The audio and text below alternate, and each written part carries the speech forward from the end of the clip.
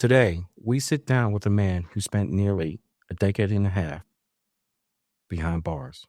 Not just serving time, but surviving a system that many say is broken or will break you. What is it like to lose nearly a decade and a half of your life? What lessons did he learn about justice, resilience, and redemption? His story is raw, eye-popping, and one you won't forget. Stay with us.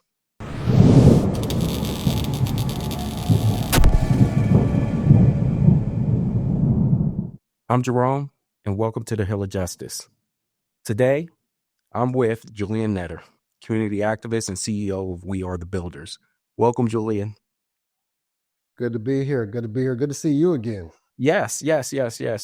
For sure. We were just talking about arcs and, how to bring pain into what you are now, a man of purpose. But in order to go ahead and achieve that, we have to go back into the pain of what it was. Talk to me a little bit of your upbringing and how you found yourself into the criminal justice system. Well, for me, my upbringing was I was actually born in Oklahoma on a military base, Fort Sill. My grandfather was an Army guy. He was a command sergeant major. My dad's dad as well was a sergeant major or master sergeant in the Army. My father was in the Army. Most of my uncles were in the Army, serving in various branches. So growing up, I had, what you would call a military brats experience, living, close to the military base and being around a lot of military kids of diverse backgrounds, et cetera. So my story begins in a place called Lawton, Oklahoma.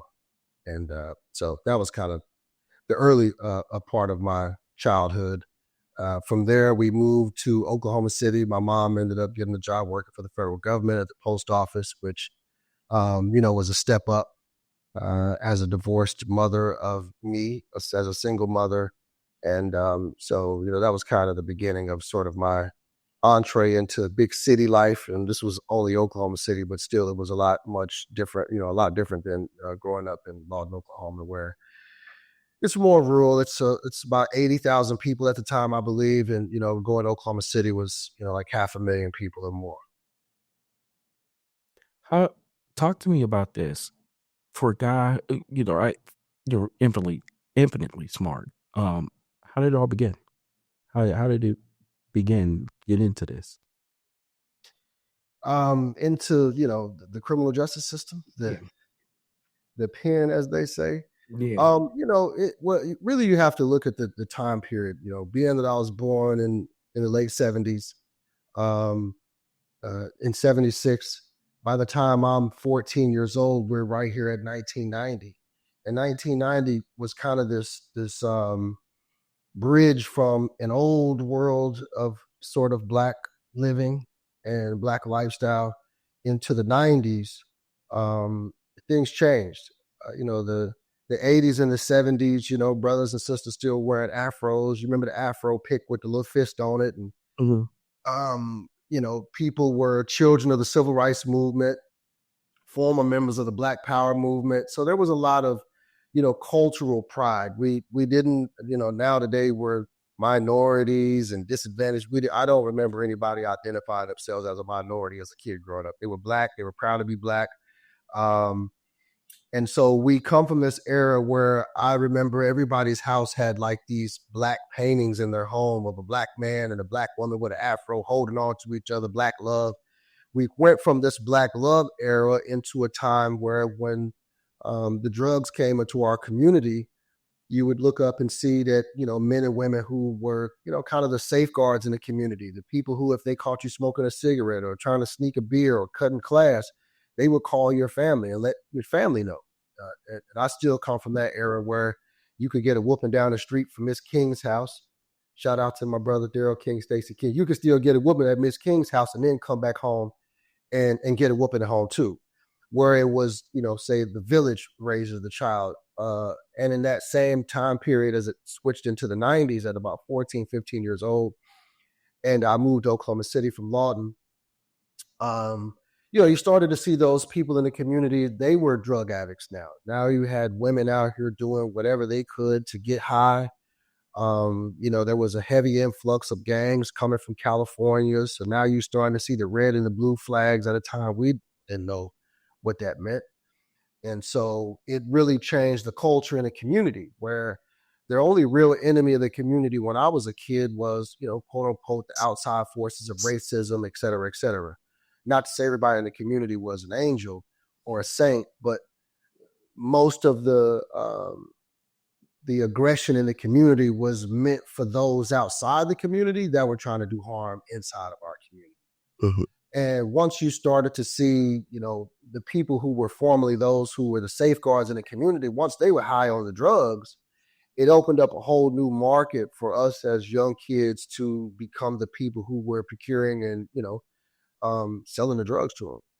Mm-hmm. So the adults who used to watch us, now we were, to some degree, I say we, a lot of the people in my generation, we now were the suppliers of their bad habits. Mm-hmm.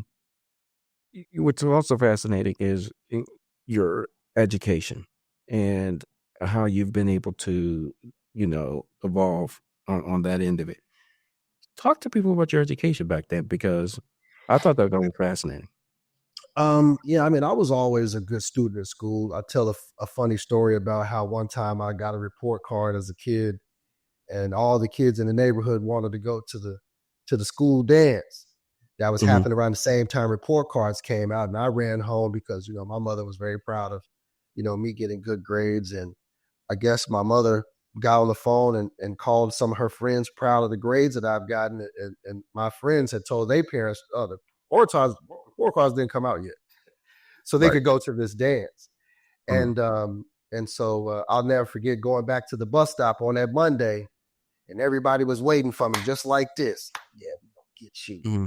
Mm-hmm. Mr. Mm-hmm. Straight A's. So Boy. that was when I really learned, like, oh, this being smart ain't cool. Being smart to get you jumped. Mm-hmm. So, you know, but I had an uncle who, rest in peace, recently passed away a few years ago. He went to law school at OU, and he had a lot of his law school books on the shelf at my grandparents' house. And as a fifth or sixth grader, I remember I was just so curious to learn. I would actually pull his books on jurisprudence down off the shelf. And I was talking about jurisprudence at a time when young men, 12, 11 years old, didn't even know what that word meant, much less had cracked a book open on it. So have an aunt that's a school teacher, my mom's older sister. And when I was a kid, she kind of gave my mom a curriculum, so to speak, of, Mm-hmm. having reading these books by this age and doing these things and writing sentences, diagramming sentences. So there was a concerted effort to make sure that I got an education. Mm-hmm. And I know that my aunt Sandra, being a school teacher and influencing my mother, and giving her some cues on how to, make sure that I was a good student, and I took it and ran with it for sure. And I just remember, always liking school and being good at it too. And when you're good at something, you get a certain amount of self-esteem from it. So I never shied away from books or education. High school, I did great. Took the ASVAB test, which was the military entrance exam, scored one of the highest scores in America. And, the phone, rang off the hook that year. And it was just, another reassurance that, like, and I didn't take the ASVAB test because I wanted to join the military. I took it because it was posted on the bulletin board at school, and it said everybody who took the ASVAB test got to take the rest of the day off. So I just wanted to take the last 3 hours of the day of school off and hang out with my friends. And but I also wanted to challenge myself when it came to, how good I could do at this test, and I scored a really high score, and I definitely got recruited very heavily by the military. So went to an HBCU at Langston, and that's kind of where the education for me stopped. The streets kind of caught up to me at that point. I tried to kind of leave the streets behind. And, I ended up getting caught up in some things I shouldn't have been doing at the time. I was still in college. And so I literally went from a college campus to the penitentiary. Jullian, I want to get into your head a little bit. Take me back to the moment you heard you're guilty. What were you thinking? Yeah, this was 1998, I believe, like November. Mm-hmm. And there was a judge who if I can, I'll give a little background. There was a guy who was there being sentenced before me. It was a white gentleman, and I say gentleman loosely. And we're all in our oranges, sitting in the jury box waiting to get sentenced. And so this guy goes up first. There's a lady in there crying, a white lady. She's just bawling, and she's holding up this 8x10 photo of a little girl, teenage girl. And come to find out, the little girl was actually suffering from a developmental disorder. I believe she was autistic or um, something of that nature, but she was suffering from some developmental disorder. And so come to find out, they called the guy out, and he was a handyman, allegedly in the neighborhood.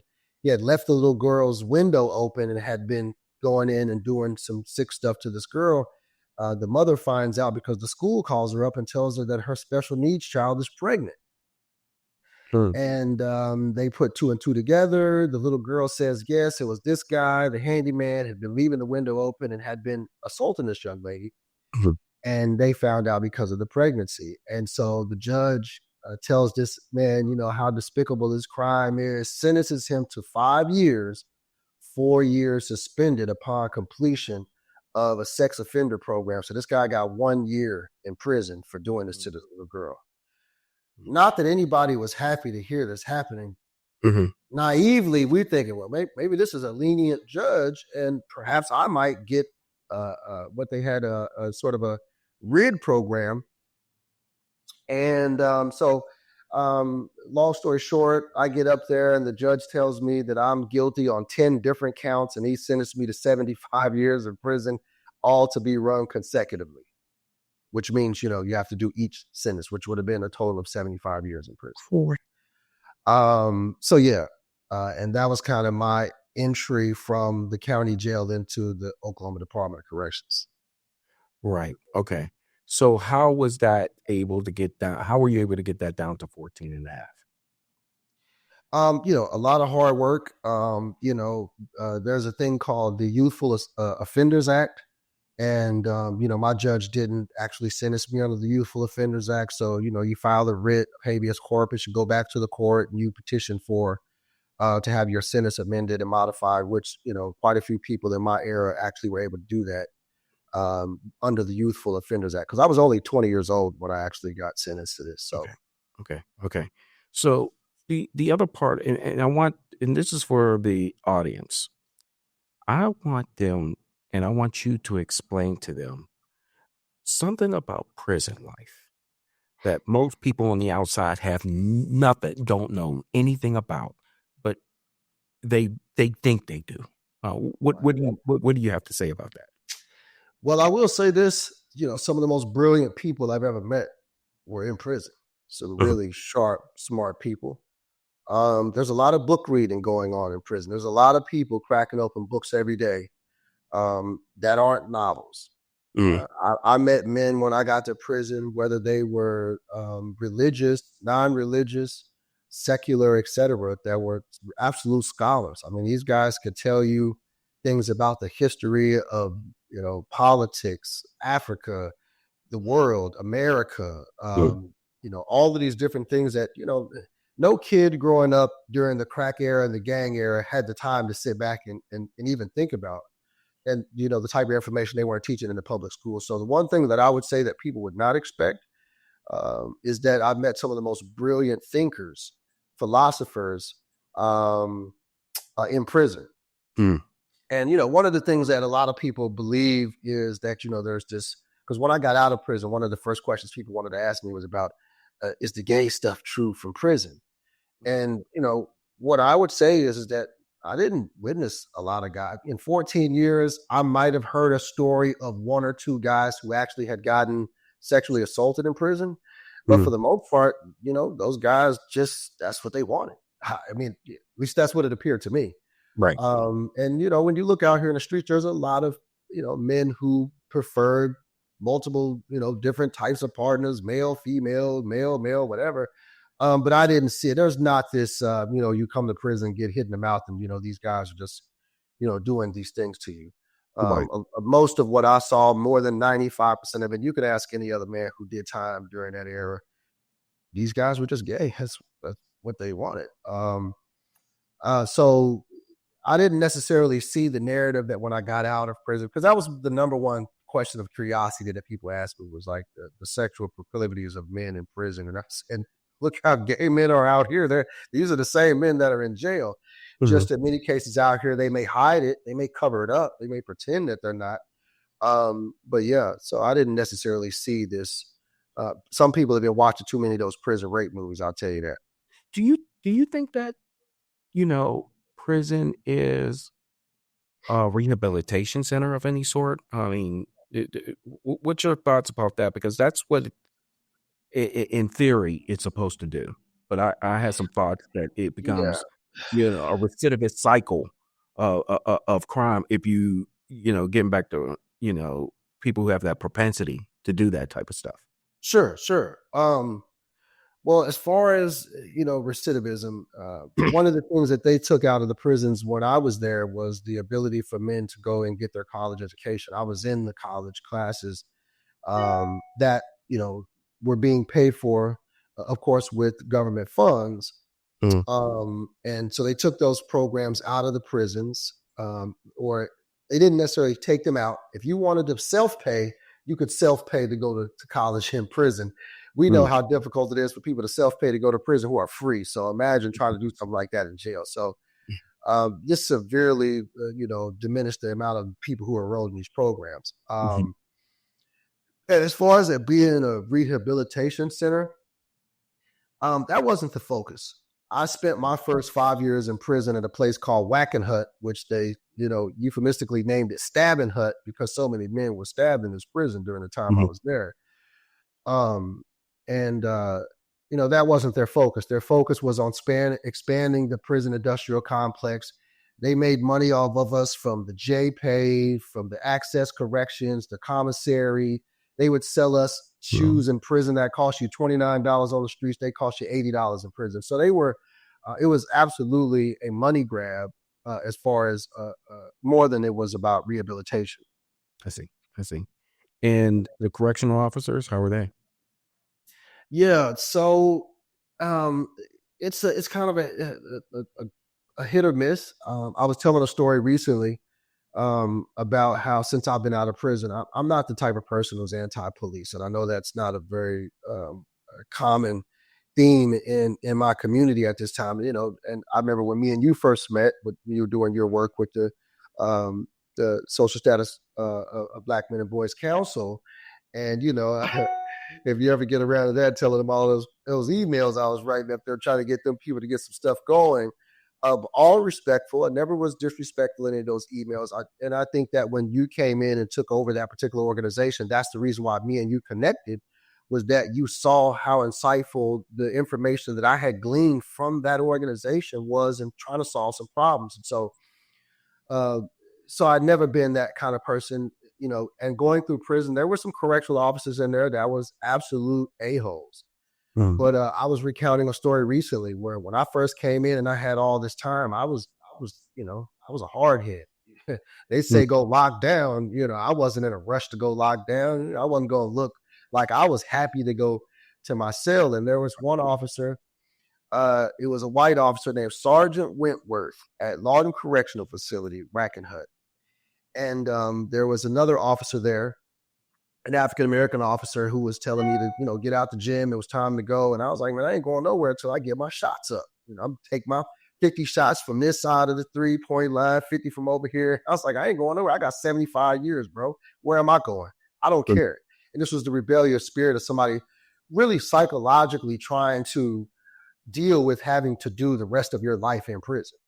mm, Um, so this particular officer was going to write me up, and he went and called the sergeant in, and the sergeant came in, and he was a lot more understanding. He said, "Listen, man, I know you got a lot of time to do. We got rules to follow." And eventually, this sergeant ended up making me the orderly that worked in the gym, so I could get my 150 shots up. mhm, So he was a man who understood, like, hey, these kids ain't going anywhere, and they have a rebellious spirit, and I could continue to push back against some of these guys that were doing a lot of time, or I could allow these guys a little bit of of leg room, a little bit of space to kind of clear their minds, because we were, under the age of 24, 23 at the time, a lot of us, and we had forever to do. And he was one of those correction officers that kind of understood that and Mm. would kind of give us these type of activities that we, working in the gym was better than, working in the kitchen. You know, you get to work out, you get to do some things that, Sure. For prison, if people don't know, and I'm sure you agree with this, the prison life, if you take a look at that, is really another world, if you will. And so, what were some of the nuances that you had to deal with, and whether it be unspoken rules, whether it be very difficult things that you had to manage when you first were in there?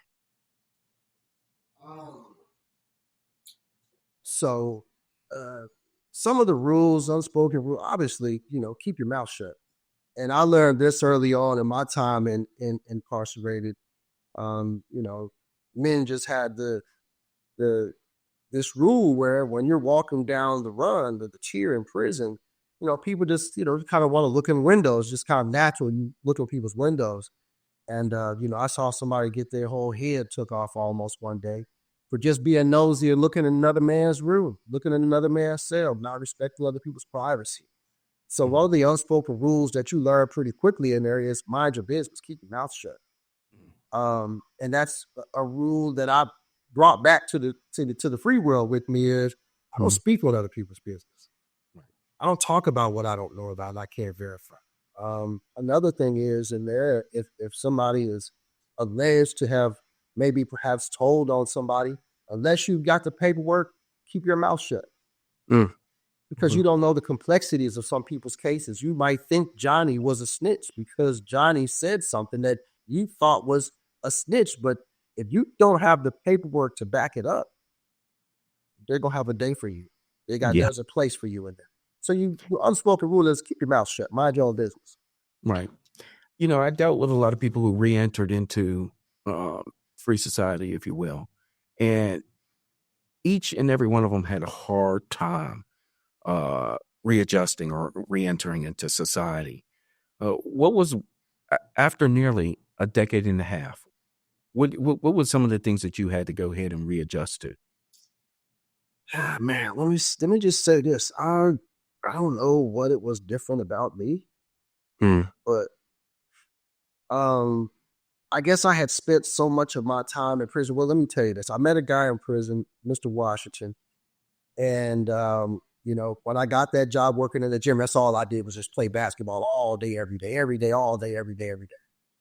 And so Mr. Washington, one day they closed the gym down. Somebody got into a fight. They locked the yard down, and I was ready to tear the whole unit up about this gym. He Mhm. basically told him, "Sorry, brother, ain't you got forever in a day to do? You might want to spend some time doing something else besides recreation. Mhm. Like you in prison playing, and you need to be worried about your sentence. You show me your case. You show me sort of some of the flaws in your case, and et cetera, et cetera." And so what I learned very quickly was that you have time when you're in prison, which creates an opportunity for you to gain as much information as you possibly can. I And see. because I was willing to listen to some of the old heads, as you call them in prison, they got me straight.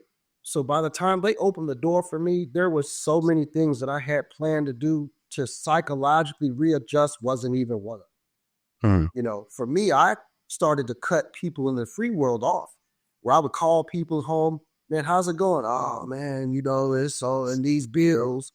And I remember saying to one of my family members one time, I wish there was a mailbox with bills in it waiting for me in prison Yeah. because that means I have the opportunity to go out and work a job and take care of these bills. That means I'm free. And Mm. I thought people who were free didn't really appreciate their freedom. So I wish I could tell you some story about how I got out and it was so scary. And I really honestly can't say that, man. I hit the world with my feet on the ground. Right. Right. So Right. Would you say that the justice system was fair to you in your case? uh, all in all, I have to say that it was a lot more fair than I may have believed it was in the very beginning. Mhm. How being a parent, being a father, being a quote unquote contributing member of society, I've heard gunshots go off in my neighborhood. I've seen some of the things that I've participated in as a young kid, and I fear for my children. And so, I want the police to patrol my neighborhood. I know that sounds crazy to a lot of people. Mhm. Yes, because if somebody breaks in your house, Mr. Jerome, or Mhm. anybody who might be watching this as an African American or any of any race, if somebody kidnaps your family member, who are you going to call? Me? Or are you going to call the police? Right. So if you work hard and you've got a nice car in the driveway and you work hard, you have a nice home with some beautiful things inside of it.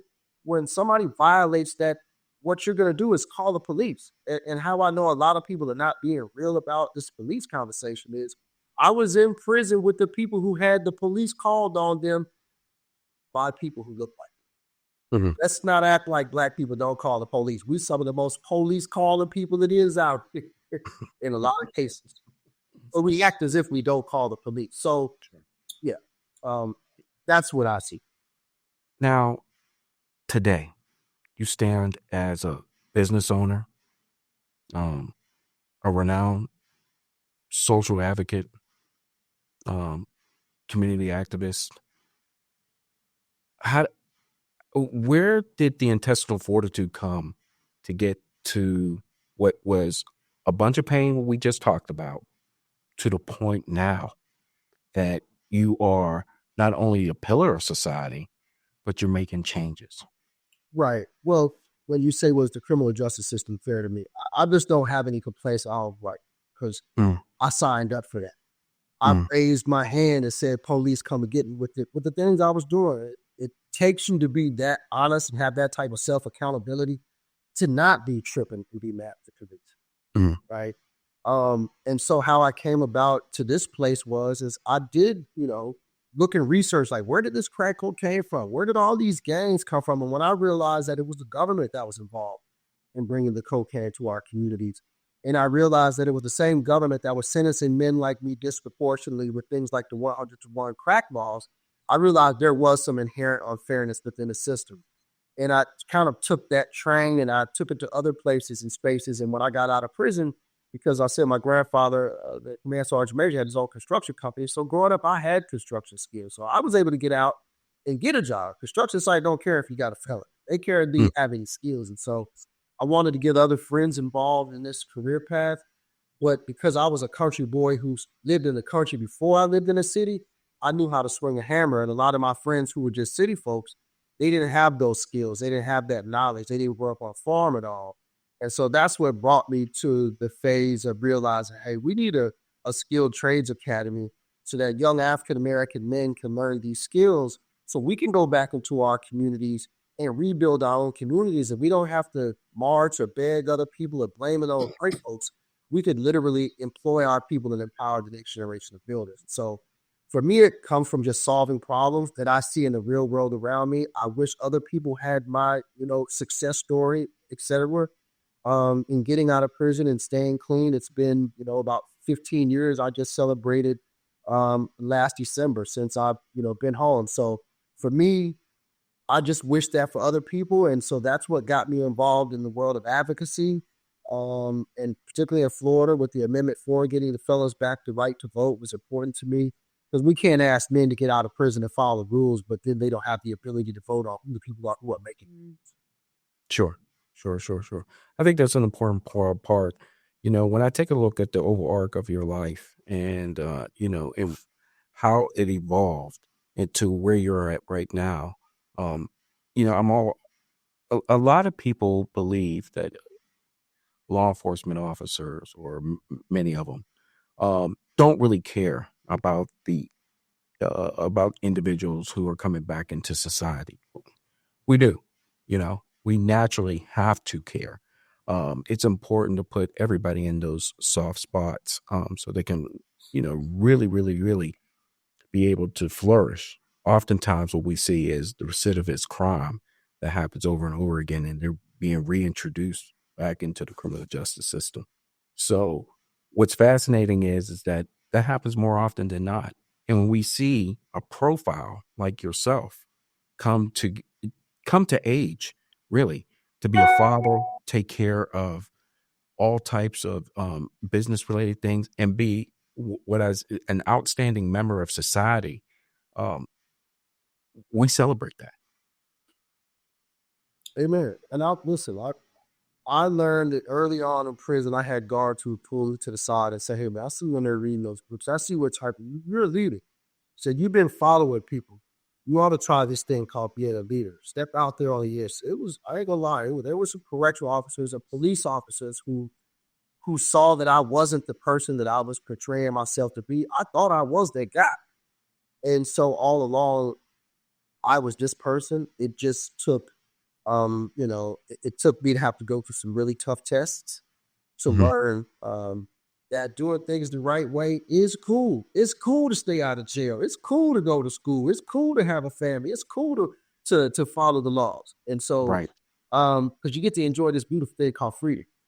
And Yeah, you know, what makes and and you're so right about that, and I think that that's exactly what we're in this episode, because of the fact that you showed perseverance and leadership over tremendous odds. So I just want to go ahead and thank you, Julian, for coming into the Hill of Justice and explaining a little bit about your story and your redemptive arc, and just the call to action to people to say, hey, guess what? Even with the most difficult circumstances that you have, you can change things around. And I think that you're a living embodiment of that. So I wanted to go ahead and tip my hat to you while you're here on the show. And you for say. all my audience members, I just wanted to go ahead and say this is a fascinating episode, but also subscribe. And just I want to go ahead and thank J. Delma Studios for producing this episode. And once again, thank you, Julian, 100%. And I just want to go ahead and say, everybody, until next time, we'll talk then.